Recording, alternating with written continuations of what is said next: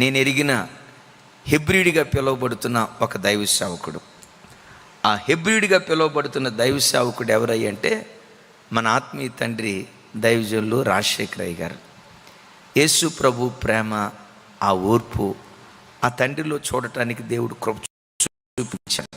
దైవజనులు రాజశేఖరయ్య గారు చాలా బలంగా దేవుని సేవ చేస్తున్న రోజుల్లో సుమారుగా 40 మంది అనాథ పిల్లలు, 20 మంది విధవరాళ్ళు దైవ సేవకుల చేత నడిపించబడుతున్న ఆశ్రమంలో ఉండేవారు.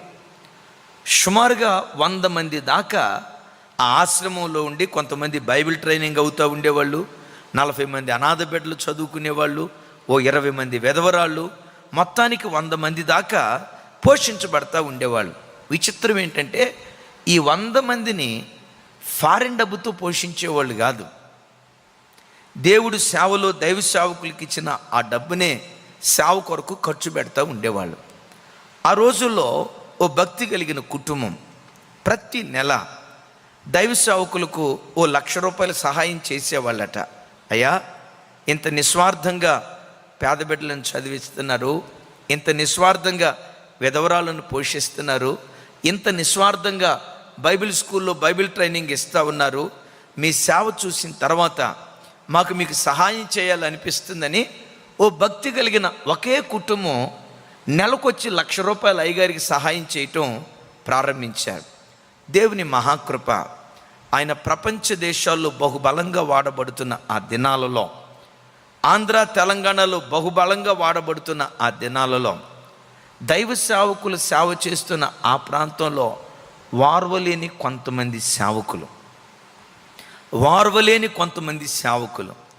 దైవ సేవకులకు ఎవరైతే సహాయం పంపిస్తారో వాళ్ళకు ఉత్తరం రాశారు.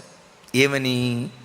అయ్యా, రాజశేఖరయ్య గారికి మీరు ప్రతి నెల ఎంత సహాయం పంపిస్తున్నారు, మీరు పంపించే డబ్బు ఆయన అక్రమంగా వాడుకుంటున్నాడు, పేద బిడ్డలకు ఖర్చు పెట్టట్లేదు, అనాథలు ఉన్నారని చెప్తున్నాడు కానీ వాస్తవంగా అనాథలు లేరు, ఆయనే మీరు ఇచ్చిన డబ్బును దాచిపెట్టుకుంటున్నాడు అని తప్పుగా దైవ సేవకుని మీద ఉత్తరం రాశారు. దైవ సేవకులు రాజశేఖరయ్య గారికి ఉన్న ఒక గొప్ప గుణం, దేవుని మహాకృప, సేవలో వచ్చే ప్రతి రూపాయి ఈ రోజుకి నిస్వార్థంగా సేవకే ఖర్చు పెడతారు ఆయన. అద్భుతం ఏంటంటే ఈరోజు కూడా మదనపల్లి టౌన్లో ఆయనకంటూ సొంత ఇల్లు లేదు. టిల్ టుడే ప్రపంచ దేశాలు తిరిగి దేవుని వాక్యాన్ని ప్రకటించారు, ప్రపంచ దేశాలు తిరిగి ప్రజలను ప్రభు వైపు తిప్పారు, ఆంధ్ర తెలంగాణలో బహుబలంగా దేవుని చేతిలో వాడబడ్డారు. ఇన్ని దేశాలు తిరిగి ఇన్ని లక్షల మందికి దేవుని వాక్యాన్ని ప్రకటించిన ఈ గొప్ప దైవ సేవకునికి ఈరోజు కూడా సొంత ఇల్లు లేదు. మీరు ఎప్పుడైనా మదనపల్లి వెళ్ళి చూడండి, దైవజనులు రాజశేఖరయ్య గారు ఉండే ఆ రూమ్ చర్చి క్రింద గ్రౌండ్ ఫ్లోర్లో కొంతమంది సేవకులు వచ్చి అయ్యగారిని చూసి అంటూ ఉంటారట, మీ ఇల్లు అచ్చం అగ్గిపెట్టిలాగే ఉంది, అగ్గిపెట్టి ఎంత చిన్నగా ఉంటుందో ఇంత చిన్న ఇంటిలో ఎంత గొప్ప సేవకులు ఇంత చిన్న ఇంటిలో ఎలా ఉండగలుగుతున్నారు. ఆ తండ్రిని చూసినప్పుడల్లా మేము నేర్చుకుందే, సేవ చేస్తే అలా నిస్వార్థంగా సేవ చేయాలి, మనకంటూ ఏం దాచిపెట్టుకోకుండా ప్రతి రూపాయి ప్రభు కోసం, ప్రభు పరిచర్య కోసం వెదజల్లుతూ చేస్తే ఆ తండ్రిలాగా సేవ చేయాలి. మాకు స్ఫూర్తి మరో రకంగా తండ్రి గారు అని చెప్పడంలో సందేహం లేదు. కానీ గిట్టనటువంటి వ్యక్తులు, బిడ్డలారా, నీవు ఎదిగేటప్పుడు కూడా నిన్ను చూసి వారవలేని దుష్టశక్తులు చాలామంది ఉంటారు. నిన్ను గూర్చి చాటు చాటున నిన్ను గూర్చి నెగిటివ్గా చండాలంగా మాట్లాడుకునే వ్యక్తులు నీ జీవితంలో నువ్వు ఎదుర్కోక తప్పదు. ఎందుకంటే ప్రభు జీవితంలో, భక్తుల జీవితంలో ఈ మార్గం గుండా వెళ్తూ వచ్చారు. బిడ్డలారా వినండి, కొంతమంది ఇలా ఉత్తరాలు రాస్తే మొత్తానికి ఆ దైవ సేవకునికి ఎవరైతే సహాయం పంపిస్తున్నారో వాళ్ళు వచ్చి ఇవన్నీ గమనించకుండా కొన్ని పరిస్థితులను బట్టి ఆ పంపిస్తున్న సహాయాన్ని ఆపేశారు. ఎందుకు ఆపారు ఏంటి ఆ వివరాలు తర్వాత తెలిస్తే పలానా సేవకులు రాజశేఖర అయ్య గారి మీద వ్యతిరేకంగా ఉత్తరాలు రాశారు అన్న సంగతి అయ్యగారికి తెలిసింది. ఏం చేశాడో తెలుసా? వాళ్ళకి ఫోన్ చేశాడు. ఏంటన్నా ఫోన్ చేశారు? తమ్ముడు, రేపు మధ్యాహ్నం మా ఇంటికి రండి, ఎందుకో దేవుడు మీకు భోజనం పెట్టాలని ప్రేరేపిస్తూ ఉన్నాడు. మీరు కష్టంలో ఉన్నట్లుగా పరిశుద్ధాత్మ దేవుడు నాకు జ్ఞాపకం చేస్తున్నాడు. మీకు కానుకీయాలని దేవుడు ప్రేరేపిస్తున్నాడు. రేపు మధ్యాహ్నం భోజనానికి రండి అంటే వీళ్ళకి కంటి సూపు నోటి మాట పడిపోయినట్టు అయిపోయింది.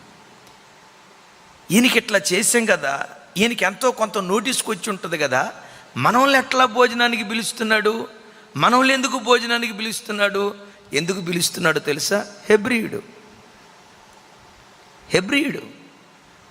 కీడును మేలుతో జయించే హెబ్రీయుడు, దోషణకు ప్రతి దోషణ చేయని హెబ్రీయుడు, కీడుకు ప్రతి కీడు చేయని హెబ్రీయుడు, నాశనానికి ప్రతి నాశనాన్ని కోరని హెబ్రీయుడు. ఈయన నన్ను మమ్మల్ని భోజనానికి పిలవటం ఏంటని మొత్తానికి భోజనానికి వెళ్ళారట. సహజంగా రాజశేఖర అయ్య గారి దగ్గర భోజనం చాలా సింపుల్గా ఉంటుంది. ఏం ఆర్భాటం ఉండదు. ఒక కూర, 2 కూరలు అంతే. ఏం అస్సలు ఆర్భాటం ఉండదు. దేవుని మహాకృప.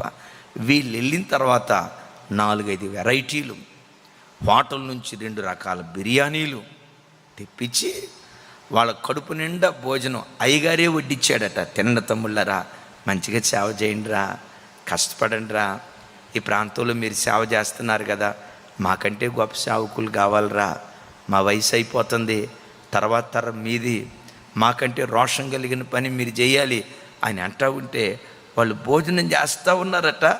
కళ్ళెమటి నీళ్లు ఎక్కడ బయటపడితే ఎందుకు ఏడుస్తున్నారో అని అడుగుతారని చెప్పి కళ్ళలో నీళ్లు కుక్కుకొని భోజనం చేస్తూ ఉన్నారట. అంత అయిపోయిందట. భోజనం కడుపు నిండా చేశారట. వాళ్ళకి ప్రార్థన చేసే ముందు ఒక్కొక్క పాస్టర్ గారి చేతిలో, తమ్ముళ్ళారా మంచిగా మీకోసం పలానా చోట నుంచి బట్టలు కొనుక్కొచ్చా, కుట్టించుకోండి అని ముగ్గురికి అక్కడున్న వాళ్ళందరికీ ఇచ్చి ఒక్కొక్కరి చేతిలో 5,000 రూపాయలు. వాళ్ళ జీవితంలో 5,000 రూపాయల కానుక అంతకుముందు ఎప్పుడూ చూడలేదట. ఒక్కొక్కరి చేతిలో 5,000 రూపాయల కానుక పెట్టి ప్రార్థన చేసి పోయి రండి తమ్ముడా అంటే వాళ్ళు ఏడుస్తా అర్థమైపోయింది. ఏడుస్తూ ఉంటే సేవకుడు ఒక మాట అన్నాడట ఆఖరిగా, రే ఎవరి మీదైనా కోపం ఉంటే వీపు మీద కొట్టండి, కడుపు మీద కొట్టొద్దు.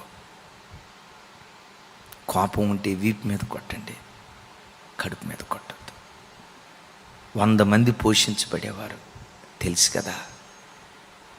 40 మంది అనాథ బిడ్డల ఆకలి తీర్చేవాళ్ళం, 20 మంది వెధవరాల ఆశ్రయాన్ని పొందేవాళ్ళం, 40 మంది సేవకులను తర్ఫీదు ఇచ్చేవాళ్ళం. కొడితే వీపు మీద కొట్టండి, కడుపు మీద పొరపాటును కొట్టొద్దు. అయ్యా ఇవన్నీ తెలిసిన మాకు ఈ ప్రేమను ఎందుకు పంచారు? కలువరి సిలువలో వేలాడుతున్న హెబ్రీ వీరుడైన యేసుక్రీస్తులో మేము చూసింది అదే. ఆయన రక్తమే మాలో ప్రవహిస్తుంది కనుక బిడ్లరా, హెబ్రీయుడు కీడుకు ప్రతి కీడు చేయడం. వాక్యం వింటున్న బిడ్లరా, నీ జీవితంలో నీకు ఎవరైనా కీడు చేశారా? వాళ్ళ నాశనాన్ని మనసులో కోరుకుంటూ బాధను బట్టి కావాలని కాదు, నీవు అనుభవించిన ఆ బాధ, వాళ్ళు పెట్టిన ఏమంటారు టార్చ్ లైటా, టార్చరే కదా, వాళ్ళు పెట్టిన టార్చర్ తట్టుకోలేక, నువ్వు బాధ అనుభవించలేదని అంటలా, వాళ్ళు పెట్టిన మానసిక ఒత్తిడి తట్టుకోలేక కీడు కోరుకున్నావా? లేదు. మనం హెబ్రీలం కదా, కీడును మేలుతోనే చేయిద్దాం, నీళ్లు పోద్దాం. దేవుడు మన మీద అభిషేక తైలాన్ని కుమ్మరిస్తాడు. హెబ్రీయులుగానే బ్రతుకుదాం. దేవునికి మహిమ కలుగునుగాక.